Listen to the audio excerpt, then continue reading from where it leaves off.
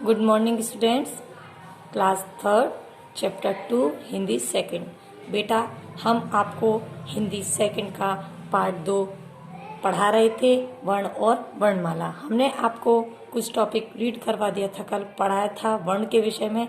भाषा की वह छोटी से छोटी इकाई जिसके टुकड़े नहीं किए जा सकते, मैंने आपको पूर्ण रूप से समझाया था।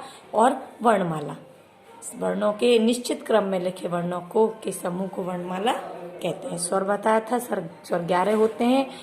छोटी अंग और बड़ी अंग 2 होते हैं, आ युग व स्वर, और ओ होती है आगत ध्वनि।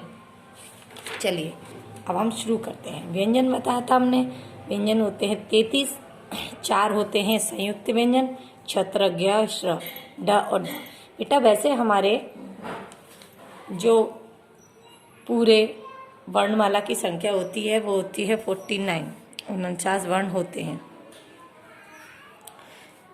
अ से लेकर ज्ञ तक, श्र मिलाकर ढ और ढ को मिलाकर हो जाते हैं आपके 52। पूर्ण रूप से वैसे 49 है, अब आपके हो गए हैं 52 वर्ण हो गए हैं हमारे हिंदी वर्णमाला में। ये आपको याद होना चाहिए, 52 भी सही है, 49 भी सही है। वैसे जहाँ तरह बच्चे लिखेंगे 52, ठीक है। चलिए हम स्टार्ट करते हैं। अब संयुक्त व्यंजन हम आपको पढ़ा रहे थे, संयुक्त व्यंजन के विषय में।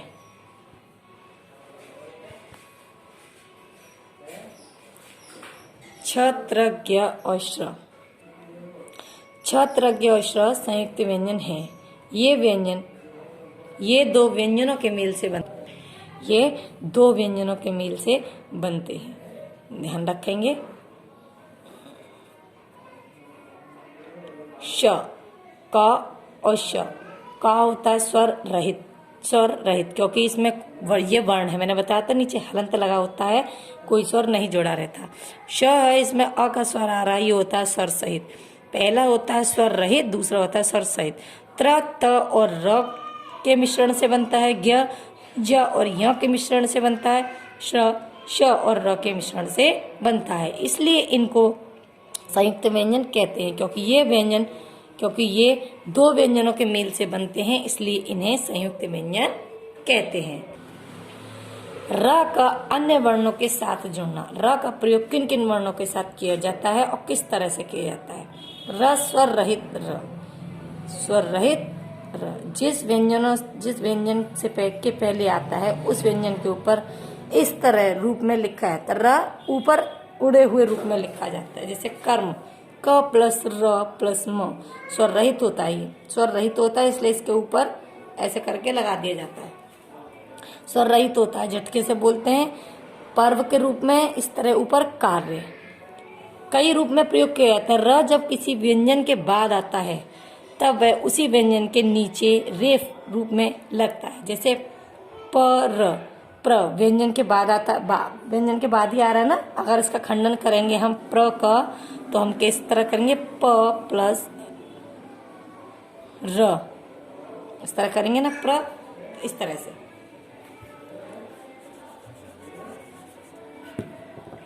प्रेम, क्रम। र जब ट और ड के बाद आता है तब इस तरह से रूप में प्रयोग किया जाता है। तो हमेशा याद रखेंगे ड, ड्रम, ड और ट के नीचे हमेशा इस तरह से प्रयोग में किया जाता है। हमेशा ड और ट के लिए नीचे प्रयोग किया जाता है र, इसलिए इस तरह से र के अन्य रूप होते हैं। कर्म इस तरह से ऊपर लगाया जाता है, नीचे एक पड़ी पैर के रूप में लगाया जाता है, एक ये नीचे लगाया जाता है, ड और ट के नीचे लगाया जाता है। अब आता है आपका संयुक्ताक्षर व्यंजन। ये याद रखेंगे बेटा, र स्वर रहित होता है, और इसमें मिलकर स्वर सहित बन जाता है, ठीक है। और जब व्यंजन के बाद आता है, व्यंजन के बाद जब स्वर आता है तो व्यंजन के नीचे रूप में लगाते हैं, तो वह, और जब ट और ड के बाद आता है ड्रम, इस तरह से ड्र, तो वह इस तरह से रूप में प्रयोग किया जाता है, ठीक है बेटा। संयुक्ताक्षर व्यंजन, व्यंजन गुच्छ। संयुक्ताक्षर व्यंजन किसे कहते हैं? ध्यान से सुनेंगे। दो व्यंजनों के मेल से बने वर्णों को संयुक्ताक्षर या व्यंजन गुच्छ कहते हैं, संयुक्ताक्षर व्यंजन कहते हैं। दो व्यंजन, दो अलग अलग व्यंजन भी हो सकते हैं, जैसे कि ये इसमें ही निकल कर संयुक्त ता, दो अलग अलग व्यंजन होते हैं और दो एक से व्यंजन होते हैं। जो दो एक से व्यंजन होते हैं उनको बोलते हैं द्वितीय व्यंजन, उनको बोलते हैं द्वितीय व्यंजन बोलते हैं। जब एक से व्यंजन होते हैं ना द्वितीय व्यंजन एक होते हैं, तो दो व्यंजन एक समान होते हैं। इस तरह से दो व्यंजन एक समान आते हैं तो उन्हें क्या कहते हैं? संयुक्ताक्षर व्यंजन कहते हैं। व्यंजन गुच्छ में पहला व्यंजन स्वर के बिना या आधा होता है, वही बात है, स्वर के बिना स्वर रहित होता है और आधा होता है। दूसरा व्यंजन स्वर के साथ या पूरा होता है, जिस तरह से जैसे मैंने लिखा ये बच्चा। अगर हम इसका खंडन करेंगे तो ब प्लस अ च च आ, बच्चा। पहला स्वर रहित होता है, दूसरा स्वर सहित होता है, ठीक है, क्योंकि ये आधा होता है इसलिए बच्चा।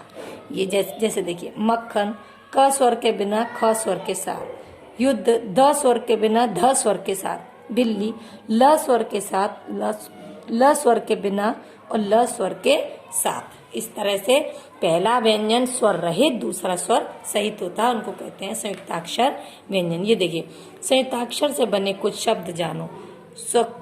ख, मक्खन, मक्खी। क स्वर के बिना स्वर के साथ ख, मक्खी, व्यंजन गुच्छ बन गया। ब स्वर के बिना ब स्वर के साथ ब, व्यंजन गुच्छ बन गया, शब्द हो गया गुब्बारा।